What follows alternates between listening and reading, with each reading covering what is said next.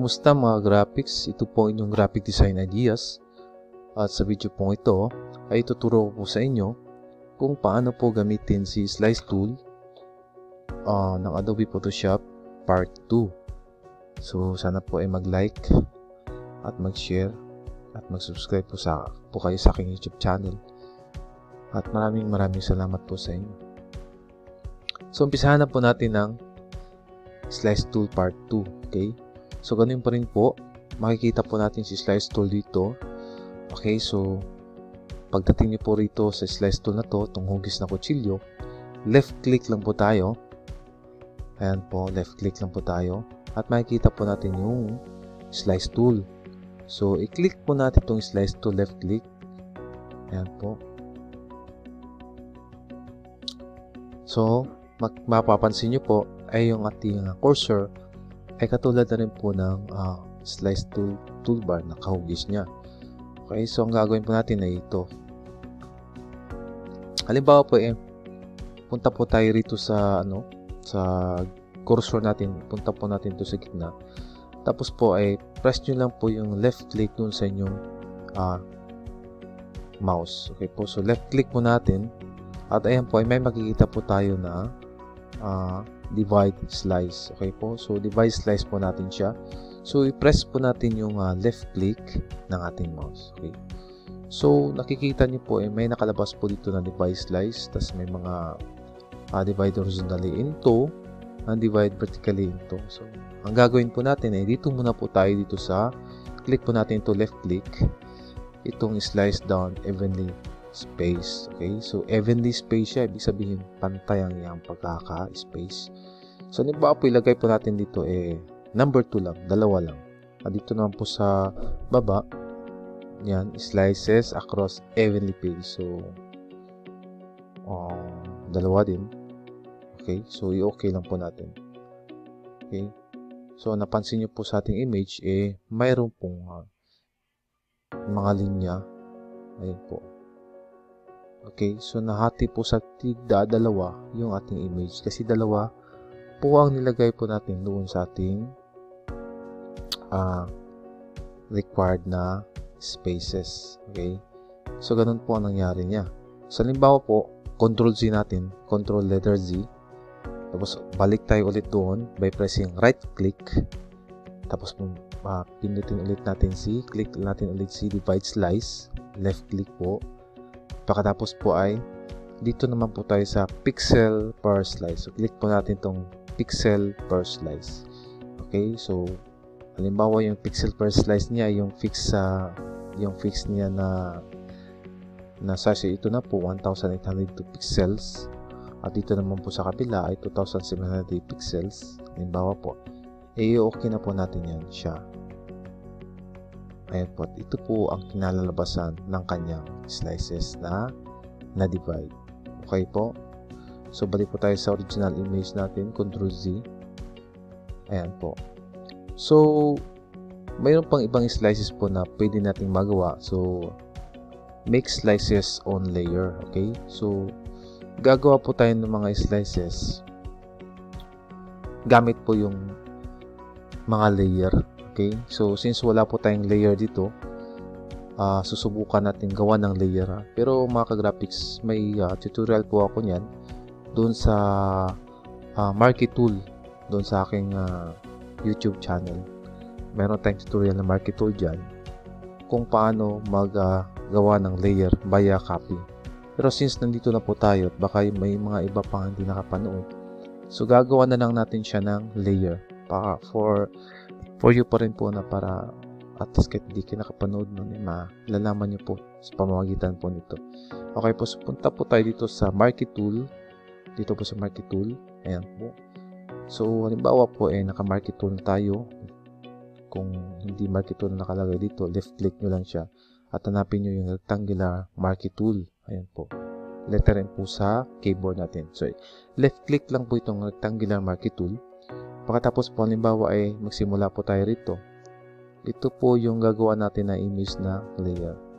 So, ito po yung layer natin. Long press lang po, left click. Tapos, halimbawa hanggang dito lang po. Mga ka-graphics yan. Release nyo yung mouse. At napapansin nyo, meron tayong mga broken lines, diba? So, itong cursor nyo po, pag nasa labas, naka-cross siya. Okay? So, kung nasa sa ilalim, nakaganito ang kanyang hugis. So, right-click po natin yan. Pasok mo natin cursor dito, taka right-click natin. Ito po, makikita nyo po si layer via copy. So, left-click nyo po yung layer via copy. At ayun po, nakagawa na po tayo ng layer 1. Okay? So, halimbawa, dalawang layer ang gawin natin. So, ang gawin nyo, balik kayo ulit dito sa background. Click nyo po yung background. Ayan po. Tapos, since nandito na tayo sa marquee tool, so, gawa tayo ulit ng excuse me po, ng layer. So, dito po, natin yung cursor. Tapos, left click, long press po natin. Tapos, i-drag po natin yung mouse. At pagkatapos po ay gawa tayo rito ng layer, another layer. So, release po natin yung mouse natin at napansin nyo po may mga broken lines na po. So, ipasok po natin yung cursor dito at pagka nakapasok na yung cursor, right click po natin siya at hanapin po si layer via copy. Tapos, left click nyo lang po itong layer via copy. Ayan po. So, nakikita nyo po, meron na po tayong mga layers. Okay? Layer 1 tsaka layer 2. Ngayon, handa na po tayong gumawa ng slice. Okay? So, halimbawa sa layer 1, gawa tayo ng slice. I-click nyo lang dito. At pagkatapos po ay punta po tayo sa dito po sa layer. Left click nyo po yung layer. Pagkatapos po ay hanapin po si new layer base slice. Okay? So, left click po natin yan, new layer base slice na yan. At nakikita nyo po, nagkakaroon na tayo ng slices. Mga slice. Ayun. Ito po yung layer 1 na na-slice natin. Okay? So, halimbawa din naman po sa layer 2 na tayo mag-slice. So, click nyo lang po itong layer 2 na to. Left click. Ayan po. Ganun pa rin po, punta po tayo doon sa layer. Provided po na naka-market tool pa rin ulit tayo. So, punta tayo sa marquee tool. Gawa ulit tayo ng dito po. Ayan.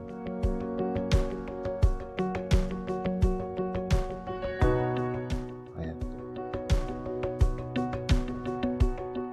Halimbawa dito po.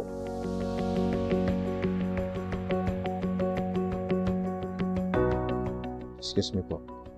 So, gagawin po natin ng slice ng layer 2. So, punta po tayo dito sa layer. Tapos po, punta po tayo sa new layer base slice. Okay po. Click po natin yung new layer base slice na yan. At nagkakaroon na po tayo ng another slices po sa layer 2. Okay po. So, ayun na po. So, yun po ang pag-slice ng mga layer po. So, ngayon po pupunta po tayo sa isisingit po natin yung kung paano po mag-save o mag-export ng mga slices. Okay? So, itong layer 1 po i-delete na po natin to by pressing delete key sa keyboard. Tsaka yung layer 2, delete key sa keyboard. So, ang gagawin natin ay ganito. I-export po natin ang image. So, halimbawa, balik po tayo rito sa slice tool. Left click po. Pagkatapos po, normal po natin dito. Ayan po. So, halimbawa, mag-export tayo ng isa lang. So, gawa po tayo ng slice. Okay? Long press po. Tsaka gawa po tayo ng slice. Halimbawa, ito lang po isa. So, punta po tayo sa file. Pagkatapos po, export. Pagkatapos po, hanapin natin si save for web. So, left click po natin save for web. Ayan po. Habang nire-reading niya. So, pagdating po dito, may makita po tayong mga zoom label. So, sa zoom label po, yung drop-down arrow, press nyo lang po yan. Napunta po tayo sa 12%. At yun po, nakikita nyo na po ang inyong image. So, halimbawa, itong image na to, ito lang po ang aking isi-save. So, ganito ang gagawin ko. Press dito sa save. Ayan po. Pagkatapos po, sabihin natin, lagay po natin ito is image. Image. Ayan po. Pagkatapos po, ayan, images. Pagkatapos po, dito sa setting niya, lagyan po natin ng, yung na-slice natin is, user slice kasi yun kasi user-generated slice yun. So, lagay natin to all user slices. Click natin yan, may left click. Save natin na, halimbawa.